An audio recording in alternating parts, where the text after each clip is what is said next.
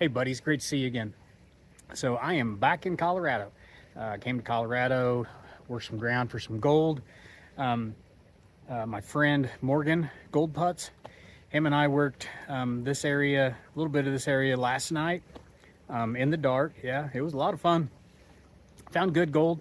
Today I'm doing some testing, testing a couple of the areas that we haven't worked yet. And we got a couple people coming to meet us down here tomorrow.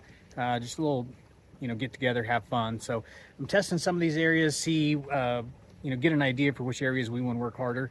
And I'll show you guys kind of my thinking process of how the creek lays and things I look for when I'm prospecting and sampling new ground. Okay, so I wanted to show you this. This is the area right here where the classifier and the shovel are. That is the area I worked in a video from last fall. I worked this area right here, found decent gold. And so I came back to sample it again, and I went just a little bit further downstream. And you can see that hole I dug right there. Dug about, it was 4 shovelfuls out of that hole, tested it. The first 2 shovelfuls up at the top, I got about 8 to 10 colors in that pan. And then the second 2 shovels down deeper, straight down, I got like 3 or 4 little specks out of it. So that tells me in this area here, the gold's a little bit higher up. It's not necessarily deeper. I may try to go even deeper than that to see if there's possibly another layer down there that we can't break through and find some gold. So this area is a little bit further down. It's kind of hard to see in the water there, but you can see right there is a boot print of mine. And I stepped in that, and it's soft. It is very light.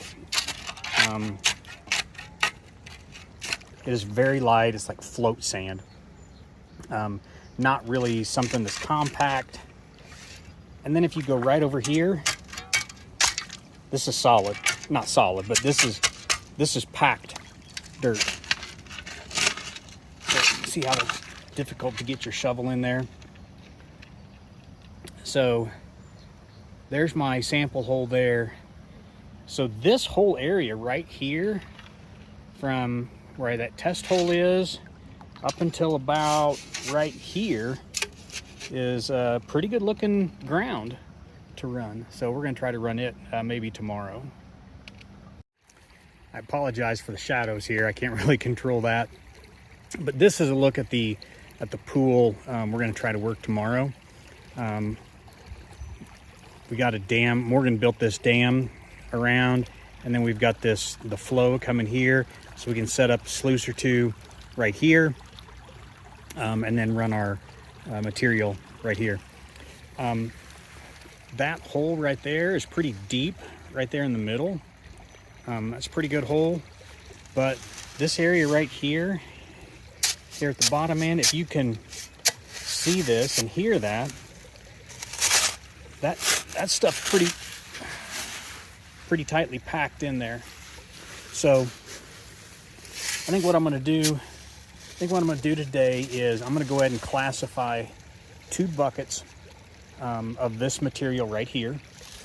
I'm going to bring my sluice over and set it up over here, and I'm going to run those 2 buckets here to see what kind of gold comes out of this area right here.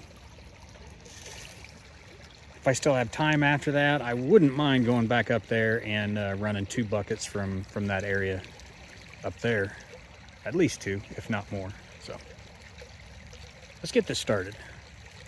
Okay, so I went ahead and dug 2 buckets out of this area right here. 2 classified buckets to minus 1/4 inch. I've got my little 6-inch sluice set up with an indicator mat and a dream mat, and we're gonna run these over that sluice, see what we come up with here. You see these buckets are pretty full. That means I gotta carry them over here now. Oh my. Okay.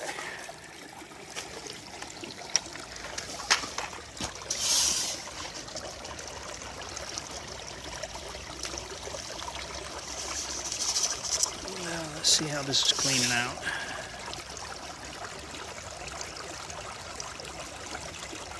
Doesn't look bad. I think this is going to clean out pretty slow, but we'll try to make some adjustments here, see if we can't get this a little more efficient, and then we'll run these 2 buckets, bring you back, see what we find. Okay, I made one adjustment. I just wanted to show you this, how it's cleaning out now. Cleaning out a lot better now. Not getting hung up down there on that ramp. And I already see, I've only put 3 scoops on there, and I can see 3 little pieces of flour gold in the indicator mat already. So, all right, let's get this stuff ran. Okay, so here are the cons from cleaning out the sluice. I'm going through now and taking out the magnetics. Look at how much magnetics are in there. I've showed you guys this before. When I'm doing this, I'll usually pick up at least 3, if not 4 times. And then I take it and put it over in another pan. And then when I'm done, I go ahead and pan back what I've set aside just to make sure I didn't lose any gold. So each time you go about picking it up, you pick up less and less. Makes it a little easier to pan your finals.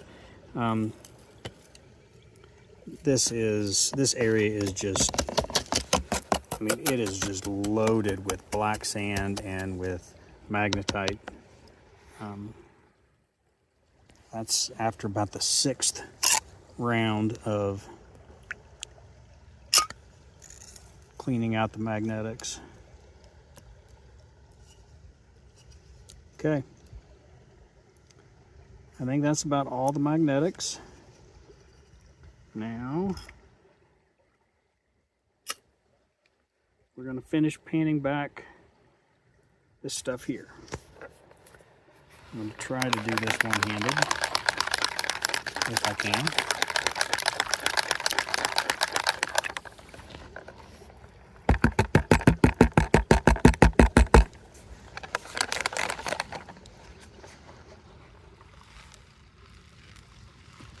Sorry, I'm going to try to get you guys a little better light here.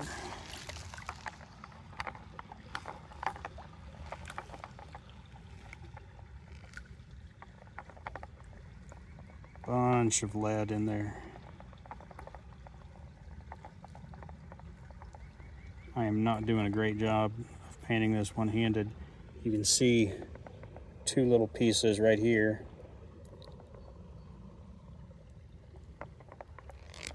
There's some up there in that corner.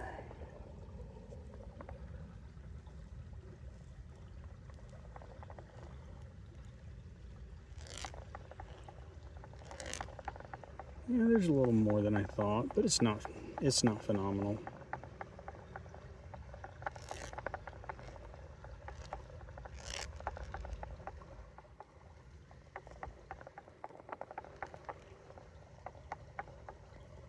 You guys see that now? That's an air pellet rifle. That's an air pellet there.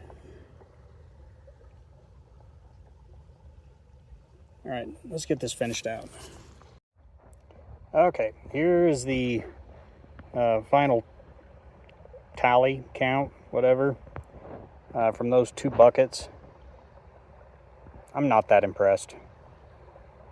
2 buckets brings me that much. I'm gonna find a different area.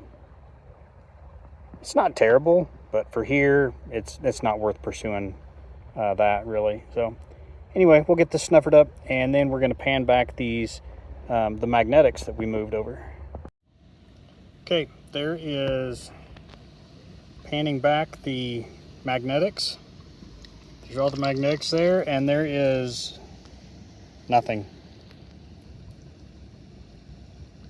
Nothing there. Nothing from the magnetics. Good news.